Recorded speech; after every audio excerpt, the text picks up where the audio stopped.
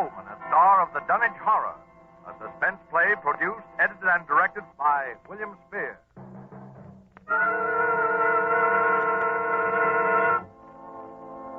Come in, Dunwich, Massachusetts. Come in, Dunwich. Good evening. This is Henry Armitage. I'm speaking to you... Dr. Rice, please close the window. I'm speaking to you from my laboratory on the slopes of Sentinel Hill near Dunwich, Massachusetts. Present with me is Dr. Warren Rice, my distinguished colleague from Miskatonic University.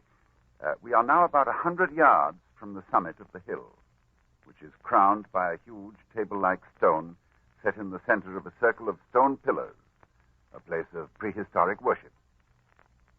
A moment ago, you may have heard the dogs of Dunwich Township barking, as we have heard them for 3 days and 3 nights. Dr. Rice and I know the horror which their barking portends, but the purpose of this broadcast is to make this unbelievable horror believable to you. I hope for your sakes and ours we are successful tonight. It is the eve of All Hallows. Tomorrow will be too late.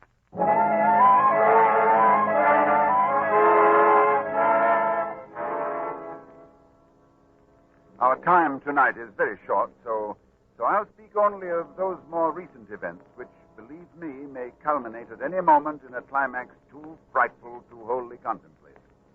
I will begin with the birth of Wilbur Whately.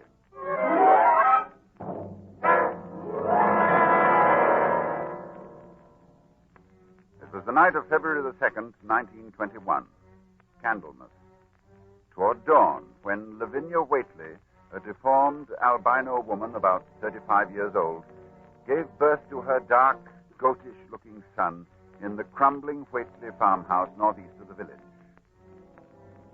No one attended her. No doctor or midwife. No one was with her, except her aged, half-insane father, who was known as Wizard Whately. So Wilbur came into this world under heaven knows what incantations, what appeals to what power. A week later, Wizard Whately drove his sleigh into Dunwich village and reported the event to a group of loungers in Osborne's general store. Hey, your grandson got yellow hair like Lavinia, Wizard? No, takes after his father more. He's dark. You never spoke of who his father might be now, did you? Oh, you know his father when the time comes. Oh, Lavinia's read and seen some things the most of you only talk about. Calculate her husband's as good as you can find this side of Aylesbury. Well, we don't be nosy, Wizard. Maybe it wanted no church that none of you heard of. But you wouldn't ask no better church wedding than Lavinia's. Why didn't hear tell no wedding, Wizard? When was that? Oh, not a wedding you'd hear of, Corey. Not a husband you'd hear of, neither. But let me tell you something.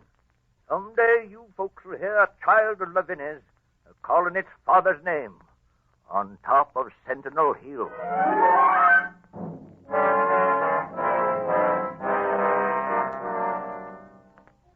Prophecy?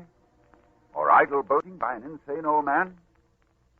No, I know I ask a great deal when I ask you to believe that the arrival of an infant into that house of dire poverty and squalor could possibly constitute a horror and a threat to all our known world. Yet it has an earthly history. Perhaps through this history you will be able to give it credence. Wilbur Whately's growth was uncanny. But even if he had been an average child, he would have become, in time, an unnatural being, for he was surrounded from the first by the most malign influences. There was his grandfather, old Whately, Wizard Whately, who each Halloween climbed Sentinel Hill to the great circle of stone, and while the hills shook, stood holding a great book open on his arms and shrieked into the wind. Shrieked.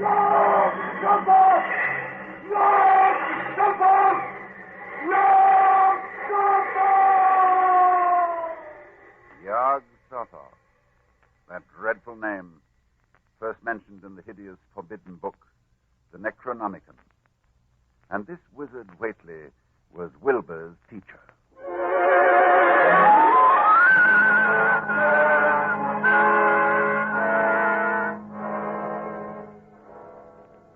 villagers began to notice curious things that were going on at the Whately farmhouse.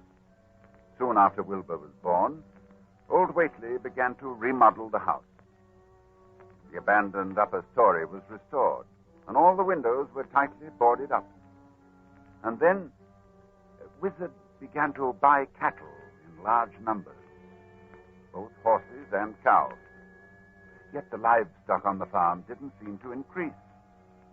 Young Lem Brown was one day curious enough to creep close to the house to count the Whately herd. Dr. Armitage, there warn't more than 12 cows, and them sick. Looked like they had the blight and funny wounds on them, like cuts. I heard something, too, in the top part of Wizard's house.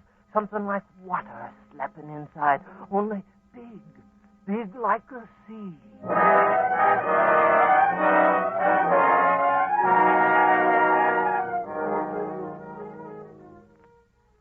One other person went to the Whately farm in the years before I met Wilbur, Dr. Ken Houghton of Aylesbury, who was called by Wilbur himself, who said that his grandfather was dying.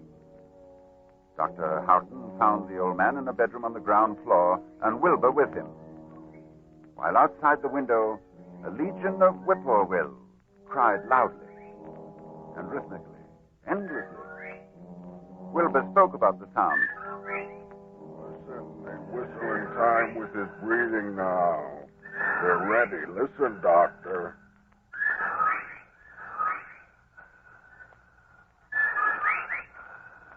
They know his soul's going out. They're waiting.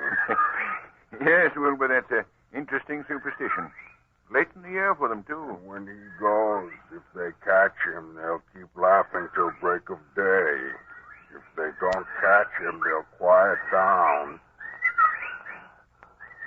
You mean you believe that... Just a minute. I think he's conscious. Yes, the birds changed when his breathing changed. Like I say. Willie! I'm here. More space, Willie. Remember, more space soon. Yes, I'll build it. You grows, but that grows faster.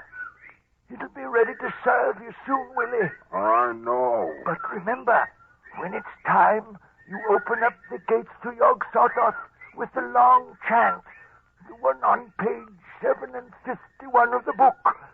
But mind you, feed it enough, because if it gets out before you opens to Yog Sothoth, it's all over. It's no use. He's going now. He's dead, Wilbur. Listen.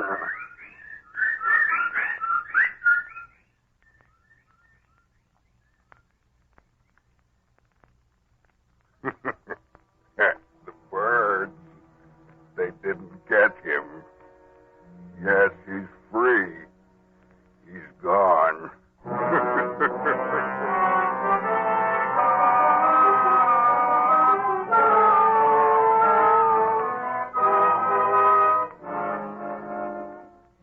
It was the winter following Wizard Whately's death that I first met Wilbur. He came in person to the library at Miskatonic University to consult a copy of the hideous Necronomicon, which was kept there in its Latin version, as printed in Spain in the 17th century. I tell you, when he came into my office, I was appalled at his appearance. 8 feet tall, shabby, dirty, bearded. But I was even more appalled by his voice when he spoke to me. I wrote you a letter a month past, Doctor. I wanted a loan of the book. Well, that's a book that's never loaned from this library. I doubt if it is from any library. Well, I have to see it then. Oh, very well. It's kept right here. As you know, there are only 3 copies of this book in existence. That's why we're careful. Here, you can look at it on this table. Wizard said it would be on page 751. What? What is it you're looking for? The formula, the long chant, the one that opens the gate to Yog Sothoth.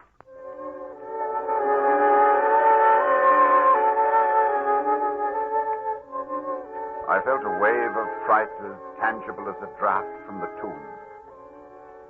seemed somehow like the spawn of another dimension, like something only partly of mankind, linked to black gulfs beyond all spheres of force and matter, space and time. And presently he raised his head and spoke again. It's here, all right, but I'll have to have a copy. That paragraph there? I don't Do know. you know Latin, Doctor? Yes, certainly. Then read it, Doctor. Let's hear how you make it out. All right, that shouldn't be difficult. Let's see. Nor is it to be thought that man is the oldest or the last of Earth's masters. The old ones were, and the old ones shall be. Not in the spaces that we know, but between them. But only Yog-Sothoth knows the gate. Yog-Sothoth is the gate to where the old ones broke through of old. Their hands are at your throats, yet ye see them not. Dr. Armitage, you see, I reckon I've got to take that book home. There's things in it I've got to try, and you can't hold me up. No, I'm sorry. I tell you, Doctor, I'll have the book sooner or later, no matter what. You see, that's waiting for me at home won't wait much longer.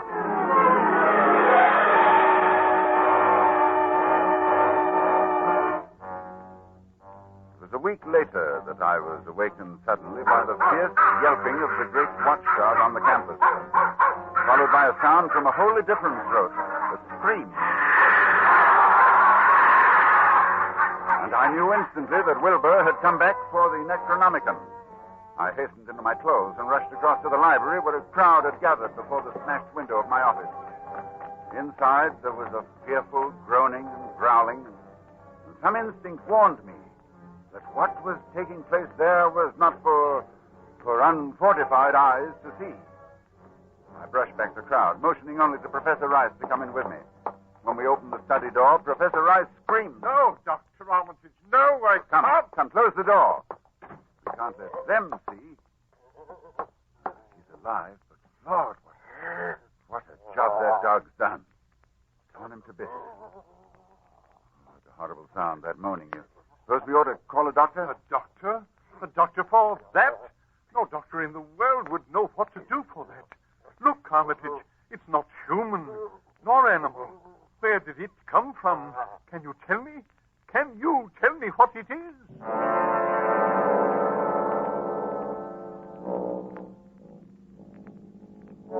No, I couldn't tell what Wilbur Whately was. The thing that lay half bent on its side in a pool of greenish-yellow stickiness was 9 feet tall. And the dogs had torn off all the clothing and some of the skin. It was partly human, beyond a doubt, with very man-like hands and head, but the torso and lower parts of the body were fabulous. Its chest had the leathery hide of a crocodile or alligator. But below the waistline, the skin was covered with coarse black fur. And from the abdomen, long greenish-gray tentacles. The limbs terminated in ridgy-veined pads that were neither hooves nor claws. And as Dr. Rice and I stood staring at this presence, the whippoorwills began to cry in unison outside the study window. And then the thing on the floor roused and mumbled. God. God. God. God, shut up. God, shut up. Armitage, in heaven's name. Listen. The whippoorwills. Listen. Yes, he's dead now. disintegrating us. Of course. Fast, too. Fading away. Because he isn't made of matter as we know it on Earth.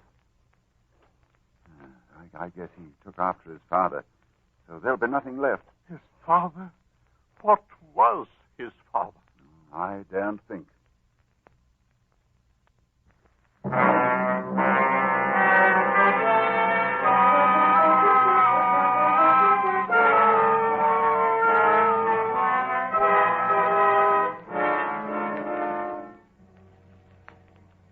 I thought then that what came into our world with Wilbur Whately left with him.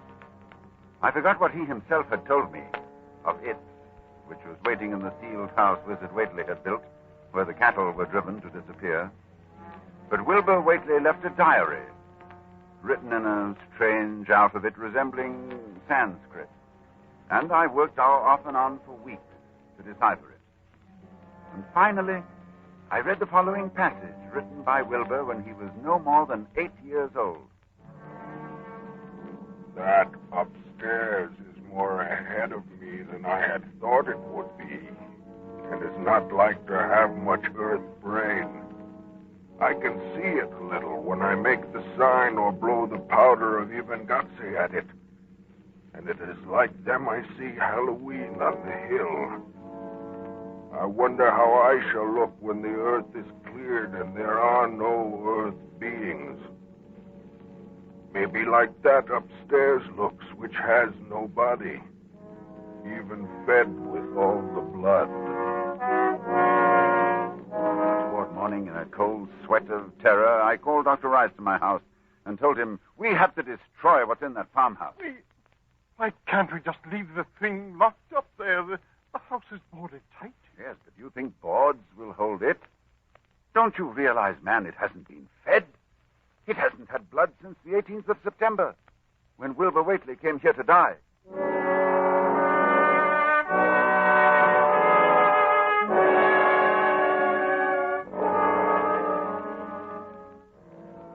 We left for Dunwich that night, and we've been here on Sentinel Hill ever since, working desperately to discover the formula in time. But a week ago tonight, shortly after dawn...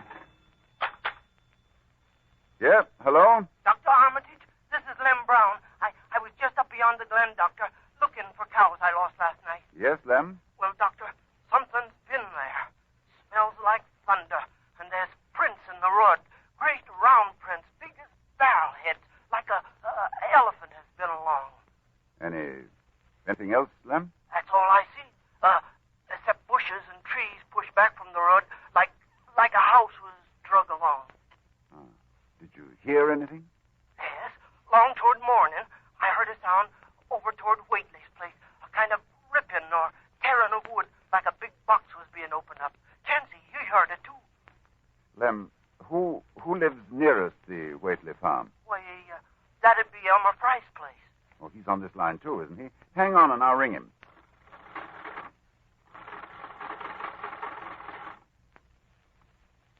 Yes, Dr. Armitage, this is Central.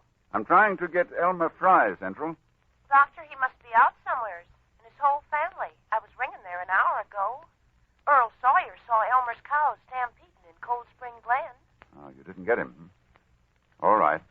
But if you hear or see anything more, let me know. I'll be here working all day. Rice! Oh, wake up. It's loose. It's out of the house. One family gone already. We have to work. Pray God we find that formula in time.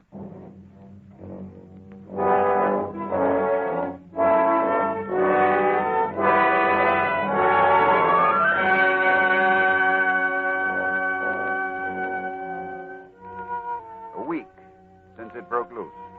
A week of terror and panic here in Dunwich Township. Each night it moves about the countryside, leaving the trees crushed in a 30-foot swathe, as though by a moving mountain, leaving its monstrous tracks on a trail of tarry stickiness, leaving crushed and gutted farmhouses and whole herds of cattle drained of blood. Well, ladies and gentlemen, that is the story to this moment. And tonight is Halloween. Tonight we are here to... Just one moment, please. Dr. Rice, did you hear something? With the window closed, no. Well, we'll throw it open. I thought so. Listen. The sound from 1,000 bending trees. Sound like the sea moving across a forest. Yes. Yes, it's coming here. Of course. All Hallows, it comes to Sentinel Hill. Dr. Rice, I'll try the formula and the powder from the altar stone. I want you to stay here at the microphone and report what you see. Very well, Dr. Armitage. Oh, wait a minute before I go. To any scientists who may be listening to me, if I fail, there is a possible alternative formula in Falconer's Mystical Formulae of the Middle Ages on page 24. Listen. Well, there are the whippoorwills. I better get out there. Take over, Dr. Rice. Yes. I'll do as well as I can, Armitage. Good luck.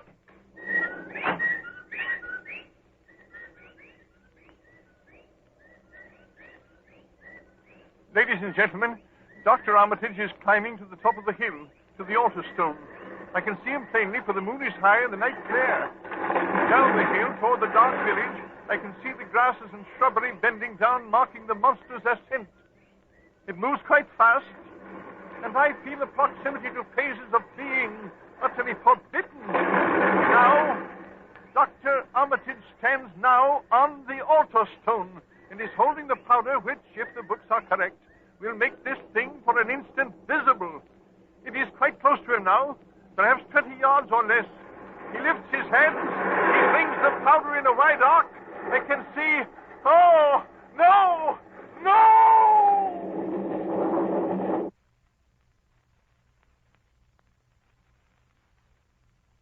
Dr. Rice. Come in, Dunwich. Ladies and gentlemen, this is your suspense announcer. Due to conditions... Oh, just a moment, please.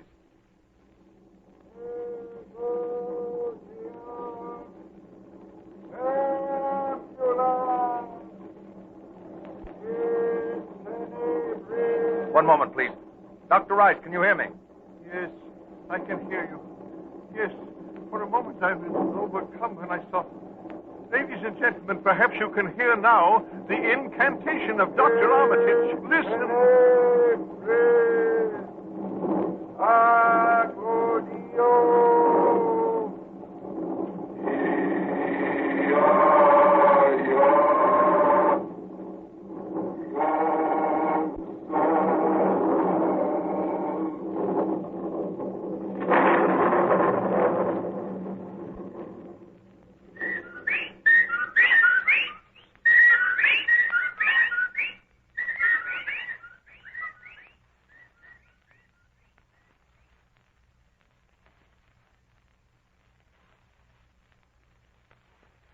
The whippoorwills mean death.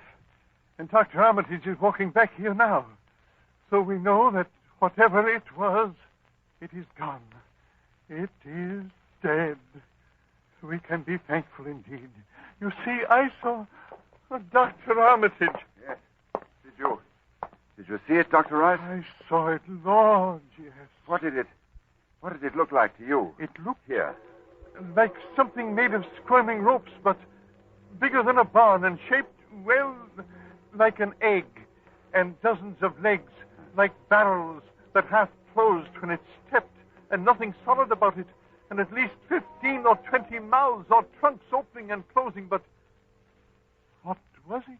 Oh, a kind of force. A kind of force that doesn't belong in our part of space.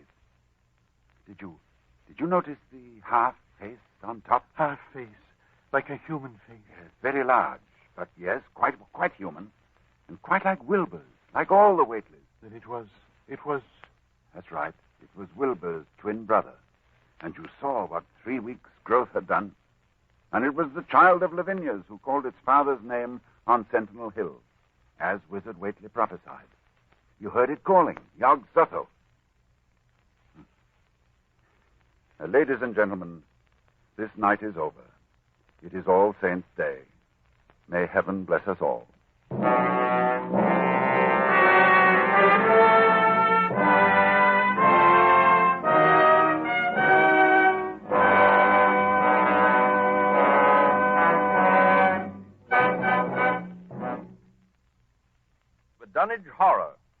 Ronald Coleman as your star of Suspense.